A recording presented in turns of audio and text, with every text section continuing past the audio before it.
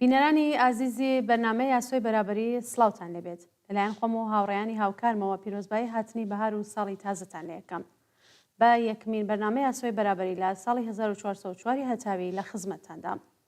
ئەم ساڵ ڕێوڕەسمە سەربەخۆ و جەماوەریەکانی نەورۆز لە کوردستان و دەرەوەی کوردستان بە شکوەیەکی وەهاوە بەڕێوە چوون کە لە 46 ساڵی تەمەنی نەگریستی ڕژیمی کۆماری ئیسلامیدا وێنەی نەبوون. ژنان و کچانی گەنج لەم ڕێوڕەسمانەدا درەوشانەوەیەکی تایبەتیان خولقات.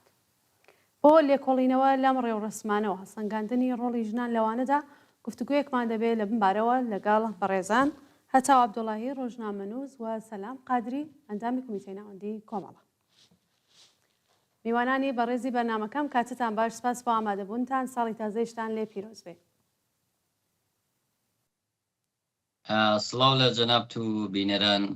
هیوادارم بەرنامێکی باشمانە بێت. زۆر سپاس. سڵاو لێوە ئازیزان، ساڵی تازە لە ئێوە لە هەموو خەڵکی بە شەرەفی کوردستان بە تایبەتی بنەماڵی سەربەرزی شەیدان و زیندانیان سیاسی پیرۆز بن. زۆر سپاس، جارێکی تر بە خێراتنتان دەکەم. هەتاو بەرنامەکە لە تۆ دەست پێکەم و پرسیاری یەکەمم لە تۆ دەست پێکەم. پێتان وایە ڕێوڕەسمە سەربەخۆکانی نەورۆزی ئەمساڵ کە زۆریش بەرچاو و جەماوەری بوون لە چه هەلو مەرجێکدا بەڕێوە چوون؟ وێڕای ئیسلا و ڕێز بۆ ئێوە بۆ بینەرانی بەرنامەکەتان هاوڕێک گوڵناس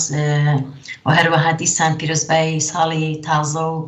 نەورۆز و بە هیوای بەهاری ئازادی و نەورۆزی ئازادی. ئەگەر ئاوردانەوەکمان هەوێ لە ماوەی 1-2 ساڵی ڕابردوو کە ڕووداوەکانی هەناوی کۆمەڵگا چیمان پێدەڵەوە نەورۆزی ئەم ساڵ بە تایبەتی نەورۆزێکی یەکجار گەورە، خەڵکێکی یەکجار زۆر تێدا بەشدار بوون. هەموو پرسەکان بەیەکەوە لکاون، هەروەک ئاگادارین نەورۆزی ئەمساڵ لە درێژەی شۆڕشی ژن ژیان ئازادی بەڕێوە چوو و کۆمەڵێک داتای سیاسی، کۆمەڵێک پەیامی سیاسی پێبوو. یەکەم ئەوەی کە لە دوای شۆڕشی ژن ژیان ئازادی لە بەتایبەتی لە ئێرانی ژێرحاکمیەتی کۆماری ئیسلامی بەتایبەتی لە کوردستان ڕێخستنە جەماوەریەکان، نافەرمانی مەدەنیەکان یەکجار زۆر بەرچاوە. بەڵام ئەوەی کە ئەم ساڵ دەڕێخست هەر لە سەرەتای هاتنی بەهار و نەورۆزەوە، ئەوەی کە کۆماری ئیسلامی هەمیشە زراوی چووە لە یەکگرتوویی و هاو ئاهەنگی و ئەو ئیتحادەی کە لە نێوان خەڵکی کوردستان بە تایبەتی بوونی هەیە بە هەڕەشە و گڕەشە و بەڕەش بگیری پێش ئەوەی کە نەورۆز بێ هەوڵیدا کە فەزایەکی پڕ لە ترس و تۆقاندن لە کوردستان بە تایبەتی لە هەموو ئێران لە کوردستان بە تایبەتی بەڕێوە بەرێ وەک بە کۆمەڵێک هەڕەشە و گڕەشە و ڕەشبگیری هێنای ئاقاری نەورۆز و ڕووداوەکان بگۆڕێ. بەڵام ئەوەی کە خەڵکی کوردستان وەک هەمیشە بە تایبەتی ڕۆڵی ژنان لەو نێوەدا ئەوەی کە سەلماندیان کە هیچ شتێک ناتوانێت بەر بە یەکگرتووی و پەیامی سیاسیان بگرێ و ئەوەی کە لە ئێستادا بینیمان بە تایبەتی ڕۆڵی ژنان لە ڕێخستنەکان لە ئەوەی کە نایان و دیسان بە ئەپارتایدی جنسیەتی بە جیاکاریەکی ڕەگەزی کە کۆماری ئیسلامی هەر لە سەرەتای بە دنیا هاتنی مرۆڤەکانەوە هەوڵی ئەدا کە لە زانکۆکان لە مەدرسەکان لە ناو مەراسمەکان ئەمانیان هەموو تێکشکان وەکو ئەوەی کە ستراکتۆری سیاسی کۆمەڵایەتیان هەڵتەکان و بە دەست لە ناو دەستی پیاوانی ئازادی خواست سەرچۆپیکێشی نەورۆز بوون. نەورۆز بۆ ئێمە تەنیا پەیامی ئەوەی نییە کە ساڵی تازە پیرۆز بکەین، بەڵکو نەورۆز هەمیشە پەیامی نوێبوونەوە، بوژانەوە، سەرهەڵدانەوە و سەرکەوتنی ڕووناکی بەسەر تاریکیدا بووەوە. ئەوەی کە لە هەموو کوردستان لە هەر 4 پارتی کوردستان وە بە تایبەتی ئەم ساڵ لە دەروەی وڵات نەورۆز یەکجار زۆر ڕێزی لێگیرە، ئەمما ئەم ڕێخستن و هاو ئاهەنگی بزوتنەوەیەکی شۆڕژگێڕانە بەرامبەر بە ڕژیمێکی تۆتالیتێرەکە ئەم بە شێوەیەکی هەڵقەی خەریکە ئەمەلەکەوە دیسان نایەکی ود بە سەرکوت و فەزای ترس و تۆقاندنی کۆماری ئیسلامی، نایوت بە جیاکاری و ئاپارتایدی جنسیەتی و هەڵاواردنی ڕەگەزی، نایوت بە هەڕەشە و گڕۆشەکانی ئەو ڕژیمە. بە تایبەتی ئەم ساڵ لە حاڵێکدا نەورۆز بەڕێوە چوو کە هەموو هێزە نیابەتیەکانی ڕژیمی کۆماری ئیسلامی لە ناوچەکە تووشی تێکشکان هاتوون وە کۆماری ئیسلامی زیاتر لە هەمیشە بەهۆی بوونی شۆڕشێکی ئەکتیو بزوتنەوەیەکی دژە کۆماری ئیسلامی و ڕەوا لە دەرەوە بە یەکجاری مەشروعیەتی خۆی لەدەستداوە و ئەم هەموو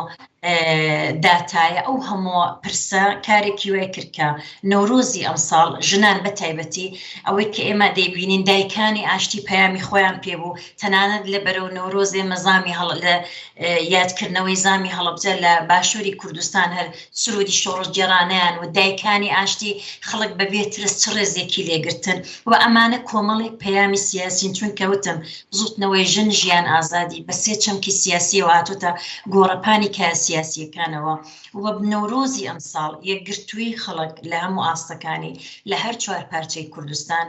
ناوتن بە ڕەشبگیری و بە فەزای ترس و تۆقاندنی کۆماری ئیسلامی ڕەشبەڵەکی کوردستان تێکهەڵاوبوونی ژنان و سەرچۆپیکێشی ئەو ناوە و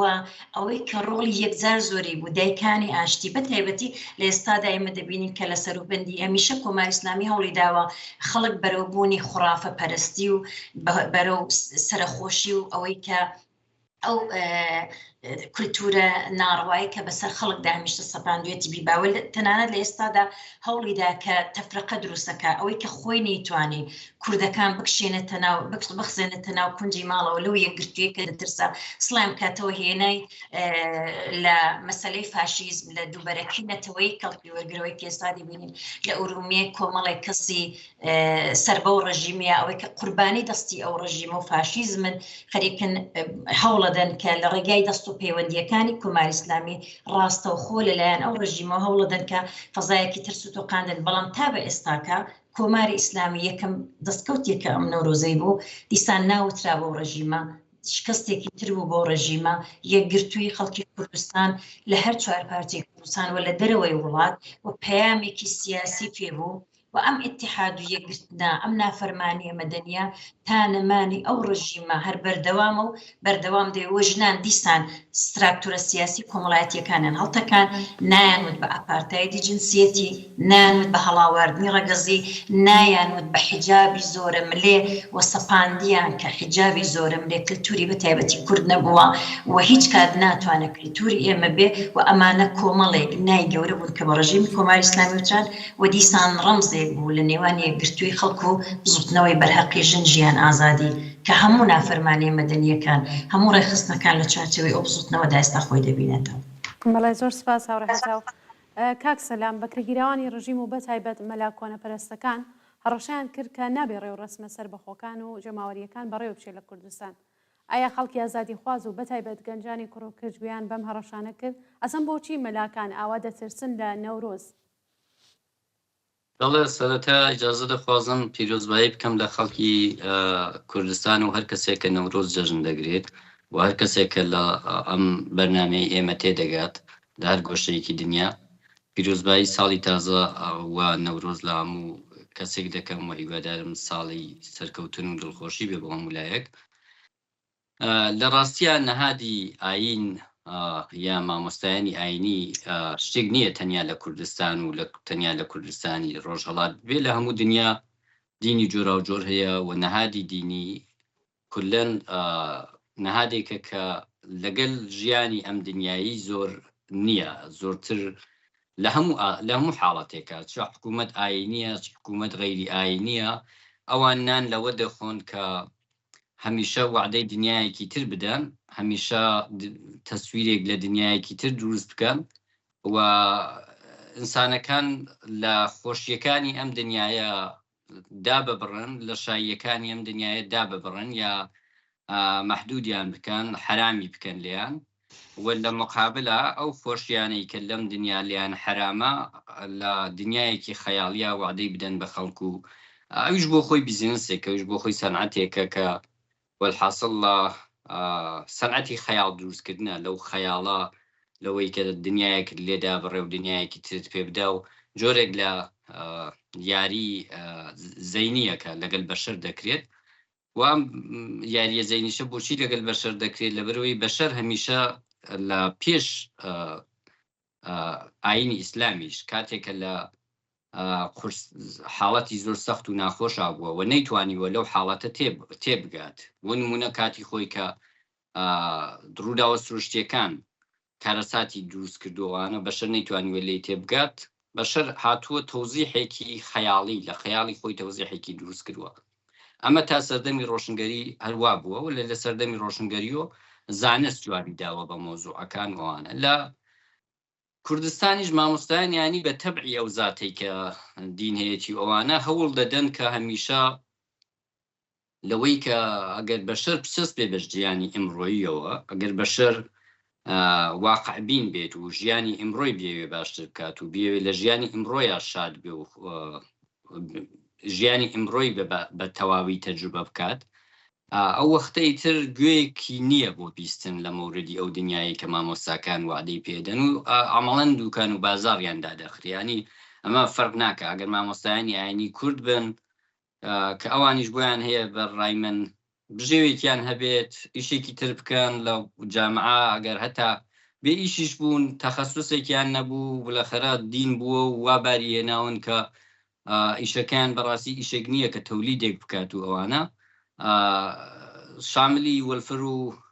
کۆمەڵی یارمەتی ببن کە بەرحاڵ پێویستیان بە بژێوێکەیە بەڵام لە ئێستا زۆر بە شێوەیەکی تەنزاوی مامۆستایانی ئاینی لە کوردستان دوکان و بازاڕیان زۆر دوکان و بازاڕێکی گەرم نییە لەبەر چیش تۆزە نبوون بەختانە بۆیان حکوومەتێکی ئیسلامی لە ئێران لەسەرکارە کە هەموو ئەو وعدانەی کە دین دەیدات و هەموو ئەو ئیخلاق فرۆشی و خەیاڵ فرۆشی و ئەوەی کە دین دەیکا هەمووی خومینی کردی قرار بوو نەوتمان بۆ پولی نەوتمان بۆ بێنێتە ماڵەوە قرار بوو دین و دنیامان باشکە قرار بوو وتی ماڵ مەسێنن ماڵ هەر ئەبێ بە خۆڕایی ئەو وەختە هەمووی دنیامان کە معلومە دنیامان کە معلومە چییە و خەڵکی ئێرانیش لەم ڕۆژانە لە بارودۆخێکن و نەک لەم ڕۆژانە لە یەک دوودەی ڕابردووە کە ئەسڵان بە هەموو پێوانە ئینسانیەکان ئەخلاق حاڵێکی باشی نییە ینی ئەوەی کە مەزهب زۆر گرێوی لەسەرەکە مەسەلەی ئەخلاق خۆشتانە لەبەرەوە مامۆستایانی یانی ئەگەر چی ڕەنگە بەهۆی ئەو یارمەتیە ئەو پارەیە کە لە حکوومەتی وەردەگرن ئیسێ زۆرە یا کەمە ڕەنگە زۆریش نەبێت هەمیشە بیانەوێ ببنەوە بڵنگۆ زمان حاڵی حکوومەت و لەگەلەوە کە حکوومەت ناتوانێت تەنانەت ئەم ڕۆژانە ئاو برقی خەڵکیش تەمین بکات یعنی بەڕاستی کۆمەلگا لە حاڵەتێکایە کە پێداویستیە سەرەکیەکانی تەمین نابێت لە کوردستان کە خەڵک خەریکە لەو بەردەڕەکە نانی خۆی دەرێنێت لە تەتە و لە هەورامان بە کۆڵبەری و لە شوێنێکە قەتەلگای پێ ئەڵێن یا ئەتکوژن یا خۆت تل ئەبیتەوە ئەکەویتە خوارەوە لە کوردستان خەڵک بەڕاستی نیشانیدا حکوومەتێک کە نەتوانێت ئاو بەرقەکەت بۆ تەمینکە زۆریش گوێ بە هەڕەشە و گڕۆشکایی نادەی زۆر لی ناترسی و مەلایەکیشکە لە پاڵ حکوومەتێکی ئاینیە بێ فەرمودەی ئاینی و پێ بڵێت و بە تۆ بڵێکی دروستە و چی غەڵەتە گوێیەکیشت بۆ بیستنی ئەو نییە بەڕاستی ڕووداوەکان هەموو گونجاو بوون لەگەل ئەوەی کە هەیە خەڵگنا ترسێکی لە حکوومەت بوو نەگوێیەکیشی بۆ مامۆستایانی ئاینی بوو لەلایەکی تریشەوە ناکۆکیەک یەکێک هەبوو تەناقوزێک هەبوو کە خەڵک لە بارودۆخێکی بەڕاستی زۆر سەختە ئاژین ینی ئەم ڕۆژانە کەنسان پیرۆزبایی نەورۆز دەڵێت دڵی پڕە لەگەڕ بۆ ئەو هەموو خەبەر و تەماس و ئاگاداریە کە هەمانە لە وەزعێکی زۆر ناخۆش ینی چ پێش نەورۆز چ ڕۆژەکانی نەورۆز بەڕاستی زۆر جار بوو من خۆم بە شەخصە سەرسام دەبووم دەموو ئەم خەڵکە چۆن دڵ و دەرونیان دێنێت لەناو ئەو هەموو مشکلات و مەحرومیەت و ناومێدیەی کە زاڵ بووە هەر بە هیوا بوویت چەند جار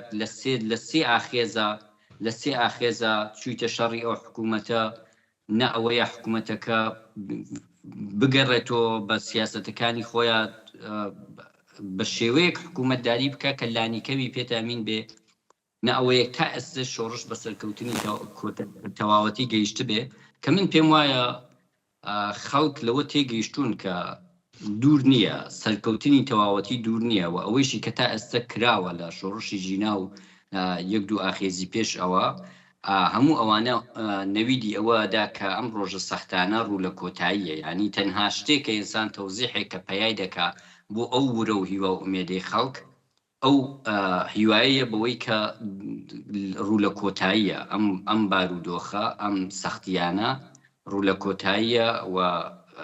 ئەو ساڵی نوێ بەڕاستی نوێ دەبێتەوە بە گۆڕانێکی کۆمەڵایەتی و خەڵک بەشداریان لەو نەورۆزانە لە ساڵێکی ئاوا وەکو بڵێ قات و قڕیا پەیامێکی زۆر گەورەیتیایە، ینی هەر ئەوەندەی کە تۆ لە ئێستادەی ئەو سەتحە لە حزوری جەماوەری نیشان دەدەی ئەو ڕەنگە و ڕەنگیە ئەو ڕەنگەکان و لە سەماکان و لە شێوازی جلوبەرگەکان و لە شێوازی هاوکاری خەڵک ئەو هەموو نەورۆزە گەورەیە دوور و داوی زۆر سەیر و عەجایب ناخۆشی تیا ڕوونەدا. ئێمە زانین هەتا لە وڵاتە دیموکراتیکانە ئەگەر 1000 نەفەر کۆبن و 20 کە سیکۆرەتی و شاید زیاتر لەو ناوە بێت و پۆلیس و ئەوانە کە کەسێک لە کەسێک نەکەوێت، ئەمانە هەمووی نیشان لە ئاستێک لە هەمبەستگی دەدا، نیشان لە ئاستێک لە بۆ یەکگەڕانەوە پەنا بە خۆبردن، پەنا بە هاوبەستگی کۆمەڵایەتی خۆبردن دەدات کە بەڕاستی ئەگەر کۆماری ئیسلامی ئەو هەڕەشەیە ئەو سەتحی ئیتحادە ترسناکە کە بۆ حکوومەتێکی واتوانێت ترسناک بێ نەگرتایە، ڕەنگە زۆریش پێی خۆش وایە خەڵک تۆ هیچی بۆ تامین ناکەی، لە ئاوی بۆ تامین ناکەی، برخی بۆ تامین ناکەی، ئیشی بۆ تامین ناکەی، هەموو ئەوەی مشکلاتی دنیات بەسەرا باراندووە، جا خەڵک بێ هەڵیش پەڕێت و شاد بێ، ڕەنگە زۆریش پێی خۆش وایە. بەڵام ئەوەی کە کۆماری ئیسلامی دەترسێنێ ئەو خۆشی و کۆبوونەوە ئەوانە جۆرێک پەیامە بە ئەو کە ئێمە نەمردوین، ئێمە ئەوە نییە کە لە فەقرا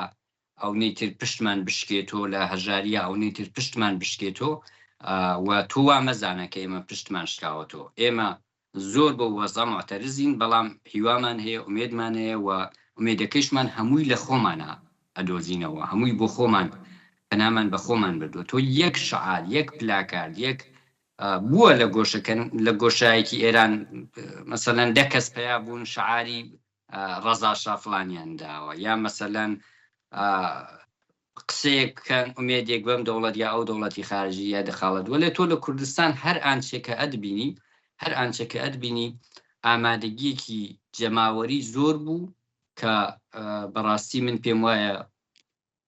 کۆماری ئیسلامیش پەیامی گرتووە. کۆماری ئیسلامیش لە کوردستان هەوڵی داوە زەرفیەتەکانی تابۆی کراوە، بەڵام ئەوەی کە مشکلەیە ئەو حکوومەتە زەرفیەتێکی نییە، زەرفیەتێکی وای نییە، ئەگینا تا حەدی ممکن پاشەکشەی کردووە. زۆر دۆست و کەس بوون لە ئاستی سەراسەری دەیانگوت کە لە دوورەوە کە سەیری و نەورۆزانی کوردستان دەکەی لە شارە سەراسەریەکان، ئەڵەن کاکە لە کوردستان شۆڕش کراوە، تەواو بووە، خۆ تۆ هیچ سیمایەکی لە وڵاتێکی ئیسلامی نابینی پێیەوە. بەڵێ زۆر سپاس کاک سەلام. هەتا خۆت لە بەشێ لە قسەکانتە لە پێشووترا باسی دەور و نەخشی ژنانت کرد، بەڵام پێم خۆشە بزانین ژنان و بەتایبەت ئەو ژنان و کچانە گەنجەی کە لە ڕێوەڕسمەکاندا درەوشانەوەیەکی بەرچاویان هەبوو. تۆ پێت وایە ئەم درەوشانانە کامانە بوون و بە چه شێوە گەلێک و چۆن خۆی نیشاندا لەم مەراسمانە؟ هاوڕێ گوڵناز، ئەوەی کە جەنابەت ئاماژەی پێدەکەی ئەمە دەگەڕێتەوە بۆ ساڵهای ساڵ خەباتی بزوتنەوەی ژنان لە هەر هەلێک هەوڵیان داوە، لە خەبات سڵیان نەکردووە، هەوڵیان داوە هەر پرسێک کە هاتوۆتە ئاراوە خۆیان بەڕێخستن کردووە. ئەوەی کە جەنابەت باسی دەکەی وەکو هەمیشە ئێمە کاتێک شۆڕشی ژن ژیان ئازادی هاتە ئاراوە و ژنان و پیاوانی ئازادی خواز بە پیر ساڵها زۆڵم و زۆری توندوتیژی و ئەپارتایدی جنسیەتی دش بە ژنان و ئەو هەموو هەڵاواردن و توندوتیژیە یاسایی و کۆمەڵایەتیە و پشتی ژنانیان گر ئەمە دەگەڕێتەوە بۆ ساڵها ئەکتیڤبوونی ژنان و ئەوەی کە ژنان هێنان خۆیان خستنە و هەموو ڕێخستنە کۆمەڵایەتی و سیاسیەکانەوە لە هەر جێگایەک لە ئێرانی ژێر حاکمیەتی کۆماری ئیسلامی هەر دەنگێکی ناڕزایەتی دەنگی هەڵبڕی بێ بەرامبەر بۆ هەموو زۆڵم و زۆر و ستەمەی کە چۆسانەوەی کە ڕژیمی کۆماری ئیسلامی بەرامبەر بۆ خەڵکە بەڕێوەی بردووە، هەمیشە ژنان لە ڕێزی پێشەوە بوون، هاودەنگ بوون، هەر هاوارێکیان بیست بوو ئەوانە دەکرد کە ئەمە ڕگەزی ئێمە ژنە بەڵکو خوان هاوتەریب کرد و بەتایبەتی لە ساڵانی ڕابردوو پێش شۆڕشی ژن ژیان ئازادیش ژنا خوان هاوتەریب کرد لەگەڵ بزوتنەوە کۆمەڵایەتیەکان بەتایبەتی بزوتنەوەی کرێکاری و ئێمە بینیمان لە بزوتنەوەی کرێکاریش لیدەرەکان زۆربەی لە ژنان پێکات بوو ئەم لە خۆبردوویە ئەم ئەکتیبوونەی ژنان کارێکی وای کرد کە شۆڕشێکی گەورەی ژن ژیان ئازادی هاتە ئاراوە و لە ئێستادا لە نەورۆزیش وەک هەمیشە ئێمە بینیمان ژنان حتا زۆریان لە دایکانی ئاشتی لەو ژنانی کە ڕۆڵەکانیان شەید بوو لەوانەیە سەوادێکی ئاکادمیکی بۆ شێوازیان نەبێ بەهۆی ئەو هەموو بێحقوقی بێمافی بەتایبەتی نەبوونی ئابووری بژانەوەیکی ئابووریکە لە کوردستان بوو بەڵام خوان گەورەترین پەیامانەوەی خوان بەڕێخستن کردووە ژنان لەو کۆمەلگایە لە هەر تەمە ڕادەیەکی تەمەنی لە قوتابیانەوە لە دانیشتوانەوە دایکانی ئاشتی لە هەموو تەمەنی خوان بەڕێخستن کردووە و دیسان ئەوەی کە پێشتریش ئاماژەم پێکرد نایەکی گەوریان وت بەو ڕژیمە بە ڕژیمێک کە ساڵهای ساڵ بوونی ژن و پیاو لە پاڵ یەک و دەست لە ناو دەستی یەک چون کۆماری ئیسلامی هەموو کات هەوڵیدا کە مافەکانی ژن و پیاو لە بەرامبەر یەکتر ڕاوەگرێ و هەوڵیدا لە ڕێگای پیاوە مافی منی ژن زەوت بکا لەبەرەوەی کە مافی منی لە بەرامبەر ئەو داڕاگر بە کۆمەڵێک دەستەواژێ وەکو شەرەف و ناموس بۆ هەموو یاسا دژە مرۆڤ و یاسا دژە ژنە بەوەی کێنایانە و کۆمەلگاوە لەناو بنەماڵەوە یەکێکی بچووک کۆمەڵایەتی و ژنان نایانود ئەوەی کە ژنان دێن لەگەڵ پیاوان سەرچۆپیکێشی نەورۆزە بن ئەمە ئەو پەیامە دەگەێنێکە ئەمان بەژن و بە پیاوە ئەزانن کە ساڵهای ساڵ نەهامەتی وە پیاو سالاری زادەی زاتی پیاو نییەوە ئەبزارێک بوو لەبەردەستیت بە تایبەتی دەگەڵدرین مکەمەڵی یەک لەبەردەستی ئەو ڕژیمە و خەڵکی پێچەوسانەوەی کە دەست لە ناودەستیەک لەگەڵ پیاوان سەرچۆپیکێشی ئازادین و پەیامی سیاسی خۆیان بە سەرچۆپی و بە هەڵپەڕین و بەو ڕێخستنە دەگەێنەوەی کە پەیام بەو ڕژیمە ئەدەن کە ئێمە ئەزانین کە ساڵهای ساڵ بەهۆی بوونی سیستمێکی دژەژنەوە لەگەڵ پیاوان لێک هەڵاواردن ومان بووە و لە یەکجیا بووینەوە ئەمە پەیامێکی زۆر گەورە نانوت بە حیجابی زۆرە مەلێ ئەوەی کە خۆیان بەڕێخستن کردووە لەو حەجمە زۆرەی مەبینی ماژنان لە ڕێزی پێشەوەی سەرچۆپیەکان و لەناو هەڵقەی پیاواندا بەسەر بەرزیەوە سەمایان دەکرد و سەریاندانە دەخزوە لە چاولێکردن و ئەم کڵیشە جنسیەتیانەی کە ساڵهای سەر پەروەردەی دەستی سیستمێکی دەژەژن بوو نەئەترسان لەبەرەوەی کە بە تایبەتی لە ساڵانی ڕابردوو پیاوانی ئازادی خواست ئەمن پێشتریش ئاماژەم پێ کردو بە تایبەت لە کوردستان بەهۆی بوونی ئەحزابی سیاسیەوە پەروەردەی سیاسیەوە ئەم ڕێنێسانسە بە وجود هاتووە لە کۆمەڵگادا ئەوەی کە ژنان و پیاوان دەست لە ناو دەستیەک وە ژنان سەرچۆپیکێژن بێ ئەوەی کە لەو کلیشە جنسیەتیانە لەو بیر و ڕوانگە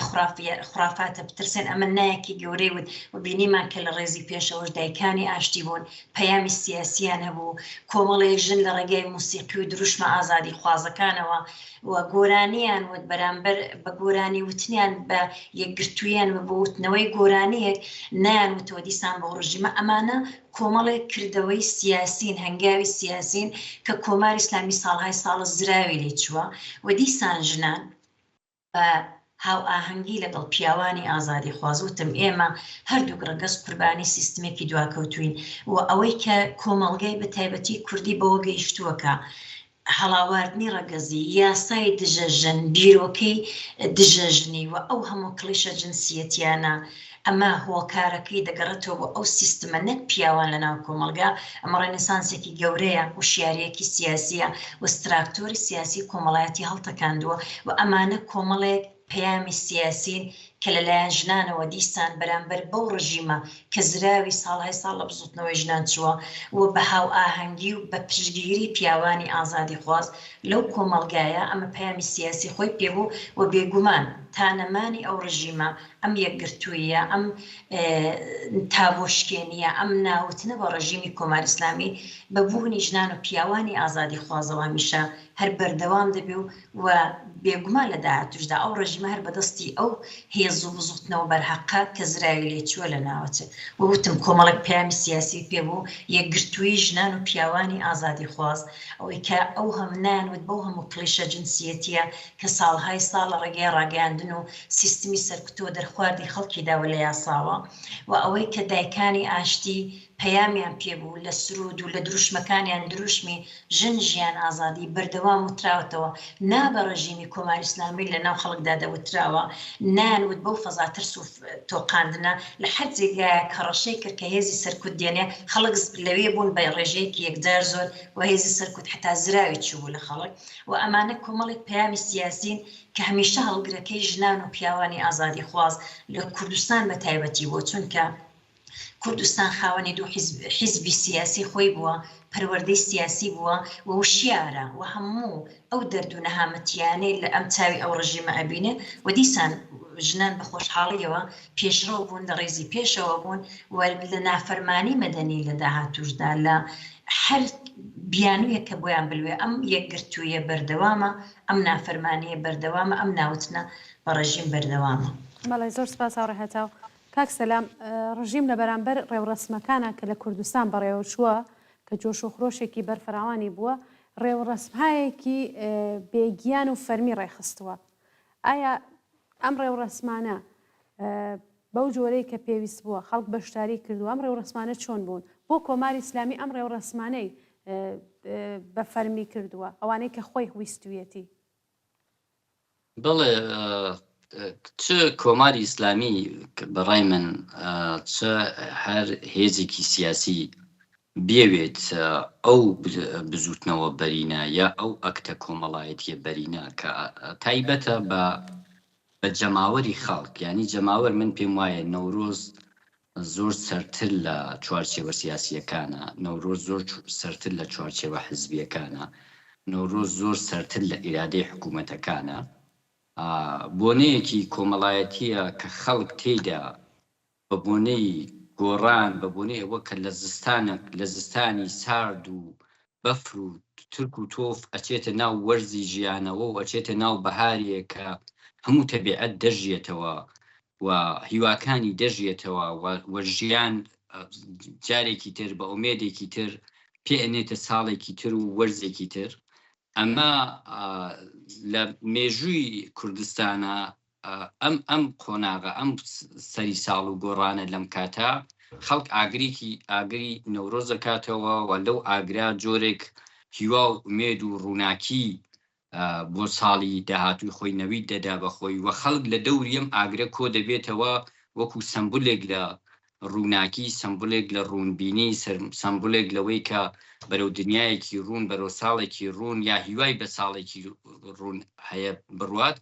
ئەمە مێژوویەکی زۆر کۆنتری لە حکوومەتەکان هەیە مێژوویەکی زۆر کۆنتری لە حیزبەکان هەیە مێژوویەکی زۆر کۆنتری لە باوەڕە سیاسیەکان هەیە بۆیە من پێم وایە هەم حکوومەت لەوە شکست خواردوو بوو هەمیش کۆمەڵێ هەوڵ کە درا کە ڕنگ و بۆیەکی تایبەت بدرێ بە نەورۆز ئەو ڕووداوانە ینی شتێکێ بەناو هەمسانسازی یان بە ئینگلیسی پێڵەن هەمۆجینایزیشن ینی بگۆڕانێکی بەرینی کە لە بارودۆخی کۆمەڵایەتی و ئابووری ڕوودەدا ئەوەی کە گلۆبالیزیشن دروستی دەکات بە جیهانی بوون دروستی دەکات بە جیهانی بوون بە ڕێژە هەزاران جۆری کاڵا دێنێت لە ڕێگەی سۆسیال میدیای شەو لە ڕێگەی ئەو ئیمکاناتی کە دنیای بچوو کردوەتەوە دنیا جۆرێک هاوڕەنگ کردووە ئەمە شتێک نییە مەسەلەن ئیرادەی حکوومەتێک کردوێتی یا مەسەلەن حکوومەتێ بڕیاری دابێ ئەمە گۆڕانێکە کە هەتا قسە لەوە کرێت کە ڕەوتای ئیسلامی ئەمەیان بۆ تێناگەن لەم جیهانی بوونە و ئەو بارە ئینتحالی کە پیای دەکەن ئەو جیهانی کە لی تێناگەن خۆیانی پیادە دەقێنەوە بۆ جمهوری ئیسلامی و هەوڵێک کە ئەیدا نەورۆز باتە ئەو چوارچێوە چ لە ڕێگەی ختابی مامۆستایانی ئاینیەوە چ لە ڕێگەی ئەم جۆرە مەراسمانەوە ئەو هەوڵە بێهودەیە کە پێی وایە تۆ ئەتوانی شکلی مەراسمێک شکلی مناسکێک بەو شکلە دەربێنی کە تۆ هیچ کەس ناتوانێت هیچ دەوڵەتێ هەر چەندێش هێزی بێ چون هێزی نظامی هێزی ئابووری هەموو فاکتەرەکانی هێز وەکو خۆی ئیش دەکەن ینی تۆ بە هێزی نظامی توانی بچی وڵاتێک بگری دەیەک کاولکەی شارێک کاولکەی بەڵام ناتوانانی فەرهەنگی ئەو شارەکە ئەتوانی بە هەموو هێزە نظامیەکەت حەسەن خاپوری بکەی ناتوانانی فەرهەنگی ئەو شارە بە شکلیەوە دەربێنی کە خۆت ئەم فەرهەنگە بە درێژەی مێژوویەکی دوور و درێژ شکلی گرتووە لە پرۆسەیەکی کۆمەڵایەتیە شکلی گرتووە و خەڵک بە پێی بارودۆخی خۆیان لەوانەیە لەو ئەبزارەی کە هەیەە لە دڵی مێژوەکەیانە هەیە لە دڵی فەرهەنگەکەیانە هەیە بە شێوەی ئاعترازی کەڵگۆر بگرن یان بیانەوێ بە شێوەیەک بەکاری بێنن کە پەیامێک بدەن بە هێزێک کە بەرامبەریانە یا هێزێک کە سەرکوتیان دەکا خەڵک ممکنە و بینیشمان خەڵک نەورۆزەکانیان کرد بە عەرسەیەک بە مەیدانێکی نیشاندانی ئیرادەی خۆیان بە مەیدانێکی نیشاندانی ڕەنگا و ڕەنگیان بە مەیدانێکی نیشاندانی باوەڕیان بە ئازادی باوەڕیان بە جیاوازی باوەڕیان بە ڕەنگا و ڕەنگی باوەڕیان بەوەی کە هەر کەسێک بۆی هەیە بە ڕەنگ و جیاوازی خۆیەوە بە پێوێ حجابی ببێ یا بێوێ نەیبێت خەڵک نیشانیدا کە ئەو لەو ئەبزارە لە کاتی خۆی کەی پێویستی بوو کەی خۆی لە بەرامبەر هێزێکا بینی ئەتوانێت ئیسفادە بکە بەڵام بەڕای من حزبێک کە ئەقلانی ئەمەڵ بکە و دەوڵەتێک ئەقلانی ئەمەڵ بکە هیچ هەوڵێک نادا بۆ ئەوەی کە ئەو ڕووداوە مێژوویانە ئەو مەناسک و مەراسمە مێژوویانە کە ڕێو ڕسمگەلێکن کە مێژوو دروستی کردوون لە دڵی مێژووەوە مێژووکردن کۆمەلگاکردن کەسی حزبێک دروستی نەکردوون تا حزبێک ڕنگ و بۆی پێبا دەوڵەتێک دروستی نەکردوون تا دەوڵەتێک ڕنگ و بۆی پێ بدا ئەگەر ئەقلانی بێت هیچ تەلاشێک ناکە بەڵام خۆ لە ڕۆژهڵاتی ناوەڕاستە بینین زۆربەی جار سیاست لەسەر ڕێژکەی نائەقلانیە چێ یعنی ئەگەر سیاست لەسەر ڕێژکەی ئەقلانی بچێ ئەو هەموو مەنابع لە وڵاتە هەیە ئەو هەموو نیروی ئینسانی ئەو هەموو هێزە جوانە خوێندەوار و تەحسیل کردە ئەو هەموو خەڵکەی کە ئەنواعی داهێنانیان کردووە لەو ساڵانەی کە کۆماری ئیسلامی ئەو وەسعی بەسەر وڵاتە هێناوە یعنی ژیانی خەڵک بەردەوام بوونی ژیانی خەڵک بە عەقڵ و بە ئەقلانیەتی کۆماری ئیسلامی نەچۆتە بەرەوە ئەنواعی داهێنان کراوە کە ئەو خەڵکە ژینگەکەیان پارێزن ژیانەکەیان پارێزن جیلی نوێ بپارێزن ئەنواعی داهێنان کراوە تا ژیان توانیوێتی لە وڵاتە بچێتە بەرەوە بەداخەوە چ کۆماری ئیسلامی چه خەڵکی تر بوون کە بە شێوەیەکی نائەقلانی مێژوویان ویستیان دووبارەکەنەوە تۆ بینی لە مێژووی ئێرانە تاوی گوشتیانە خەڵک بە زۆر بێحجاب بکەن کڵاوی پەهلوی بکەنە سەری کۆماری ئیسلامیاتەوە ویستوێتی بە زۆر حجاب سەپێنێ کەسێکی تر دێ ئەوێ مەسەڵەن ڕەنگێکی مشەخەص بکاتە بەر نەورۆز کە هەموو ماهیەتی نەورۆز ڕەنگا و ڕەنگێتی لەبەرەوە ئەبینی ئەم هەوڵانە هەوڵگەلێکن کە هەوڵگەلێکی نائەقلانین و فەرقیش ناکات کێ بیکە بەڕای من ئەوەی کە بیەوێت ئەو ڕووداوە مێژووکردانە ئەو ڕووداوە کۆمەڵگاکردانە بێنێت بە ئێرادەی خۆی بێوێ ڕنگ و بۆی پێ بدا تێدەگا کە ئیشێکی ئابەسی کردووە کاتی بەرنامەکەشمان زۆر نەماوە بەڵام یەک پرسیارم هەیە کەم پرسیاری لە هەردوو بەڕێستانەکەم و کۆتایی تێن بە بەرنامەکەمان چون نزیکەی 7 دقەیە کاتمان ماوە هەتا ڕێوڕسمەکانی سربەخۆ و جەماوەری کە لە کوردستاندا بەڕێوە چووە لە داهاتووی ڕاپەڕینی شۆڕژگەڕانەی ژینادا چه ڕۆڵێکیان دەبێت؟ هاوڕێ گوڵناز کاتی بەرنامەکە دیارەکەمە من زۆر بە کورتی ئاماژەی پێ دەکەم بە هاوڕێ سەرامیش بتوانێ قسەی خۆی بکە بەڕای من پەیامێکی ئەسڵی و سەرەکی کە هەیەی یەکگرتووی کۆمەڵگایە ڕێخستنی کۆمەڵگایە ئەوەی کە خۆیان یەکگرتووە بە ڕێخستن کردووە هاوئاهەنگن و ئەمە ئەتوانێت لە بەرامبەر زەربەکان و ئاسیبەکانی ئەو ڕێژیمە کە بەرامبەر بە خەڵکەیەتی دەتوانێت پەیامێکی سیاسی پێبێ دووش ئەوەی کە پەروەردەی شۆڕژگێڕانەیە لە ناو خەڵکدا ئەوەی کە ساڵهای ساڵە کۆماری ئیسلامی هەوڵیدا بە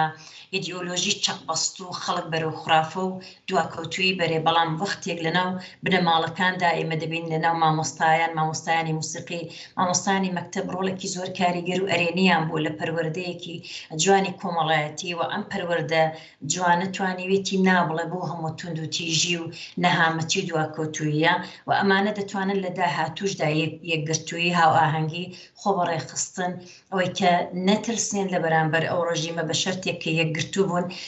زەربی کەمتر ئەبێنن و ئەوەی کە پەروەردەی شۆڕژگێڕانە پەروەردەیەکی پۆزیتیڤ دوور لە هەڵاواردنی ڕەگەزی لەوانەیە سیستم ڕۆڵی سەرەکی دەگەڕە لەو بوارەوە بەڵام وەختێک کۆمەلگان نابوو ڕژیمە ئەڵێ ئەبێ نابڵێ بە هەموو ئەو سیاسەتە دژە مرۆڤانەی کە ئەو ڕژیمە شێتی و هەوڵبدا کۆمەلگا بەریکا لەو هەموو توندوتیژێ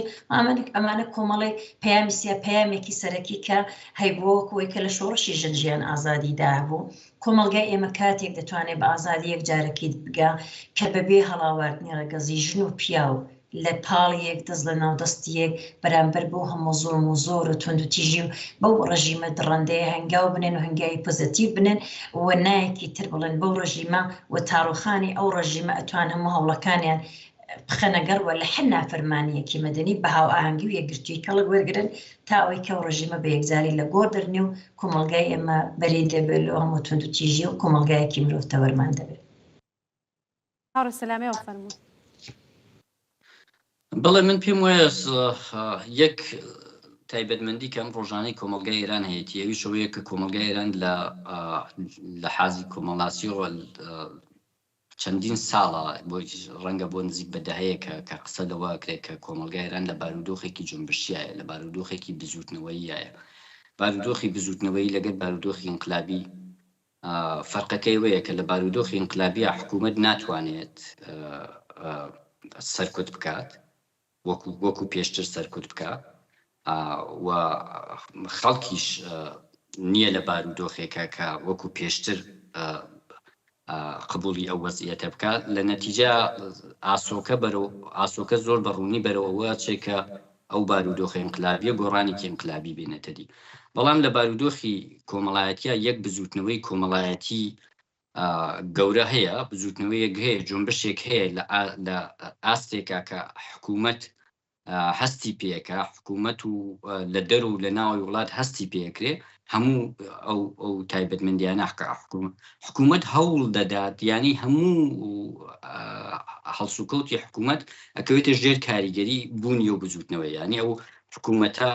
لەوەی کە لەگەل دەرەوە سڵحکا یان نەیکا شەڕ ڕێک بخایانەی خا بە هەموو شێوەیەک بۆ چارەیەک دەگەڕێک لە دەست ئەو بزوتنەوەیە ڕزگاری ببێت یان نەیبێت و بزوتنەوەکەیش لەو لاوە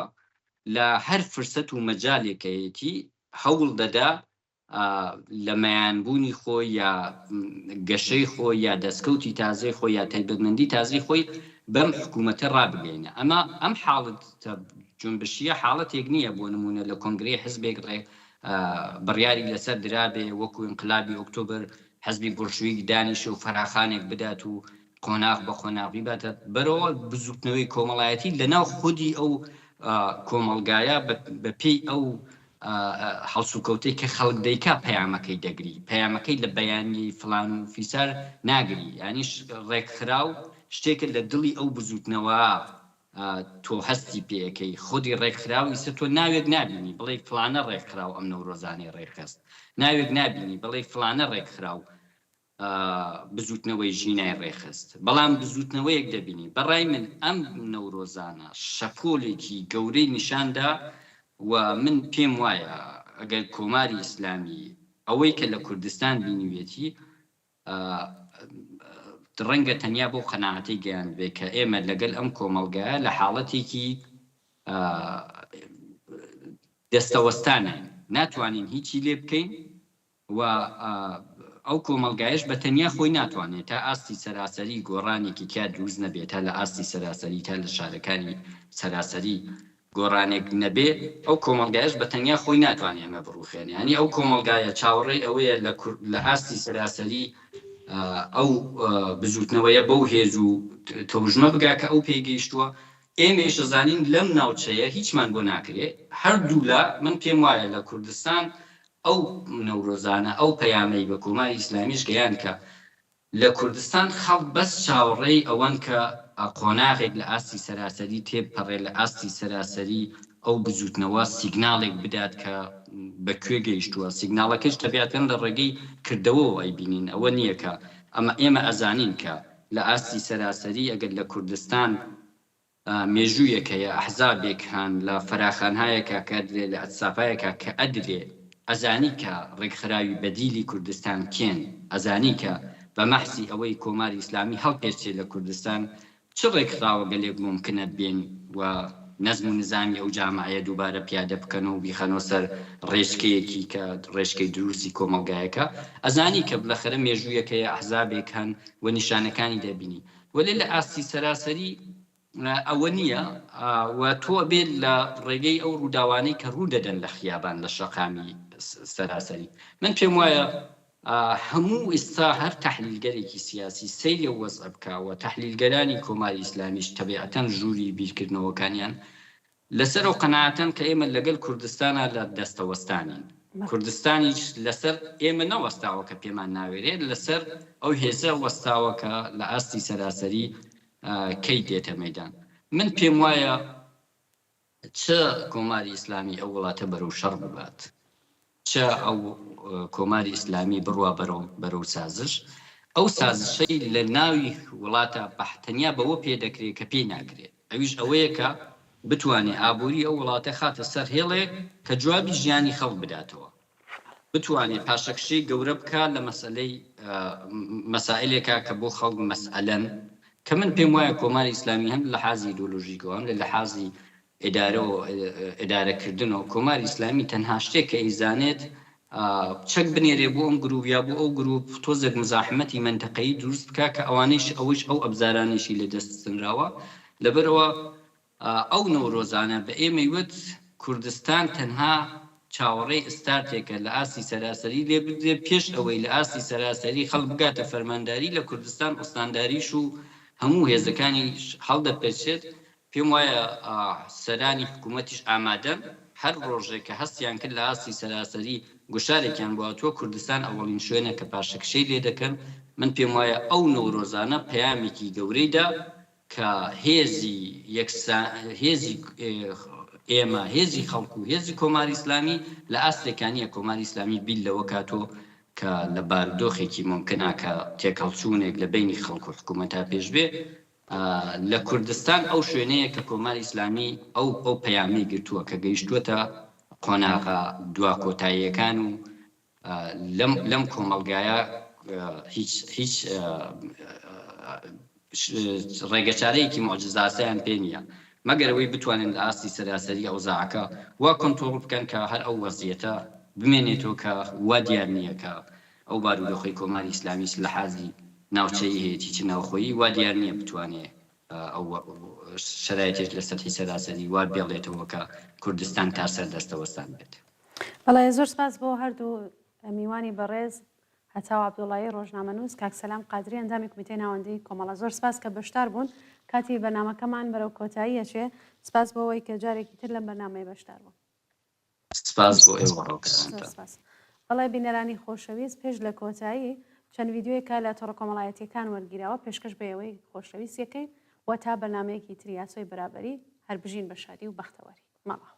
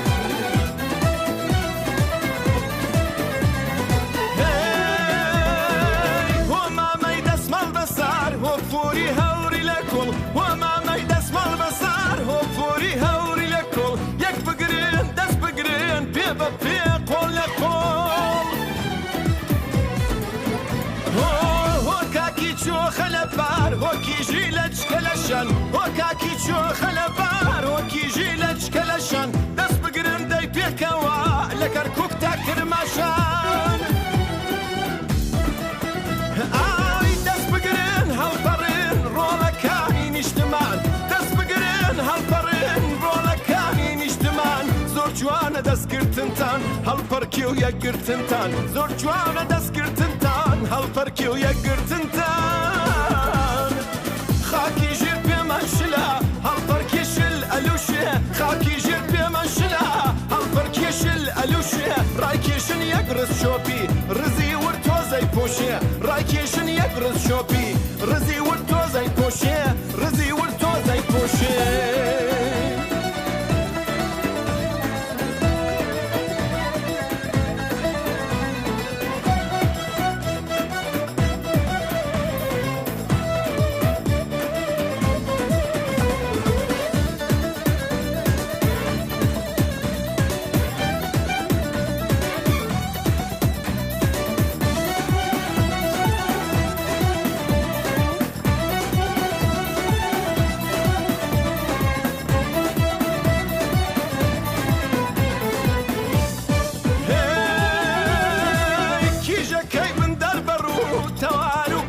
شقم کیژەکەی بندەر بەڕوو تەوار و کۆتری شەقم باڵا بەرزی چاو هەڵۆ بەگزادەی چیایی بەسام هەوری خاڵی ورد لە کۆڵ کوردی پشت خەڵخەڵ لە مل هەوری خاڵی ورد لە کۆڵ کوردی پشت خەڵخەڵ لە مل سوورە گوڵەکەی شاخ و دۆڵ سوورمەی سور بکەن بەکن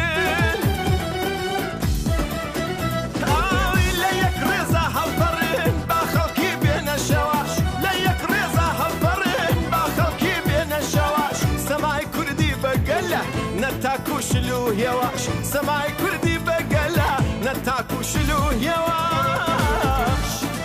هەڵپەڕێن کوڕگە لەگەڵ پۆلی پەپ و لەو تەوار هەڵپەڕێن کوڕگە لەگەڵ پۆلی پەپ و لەو تەوار سەماتەن هەرمانە و هەل لە شاخ و شەقامی شار سەماتەن هەرمانە و هەل لە شاخ و شەقامی شار لە شاخ و شەقامی شار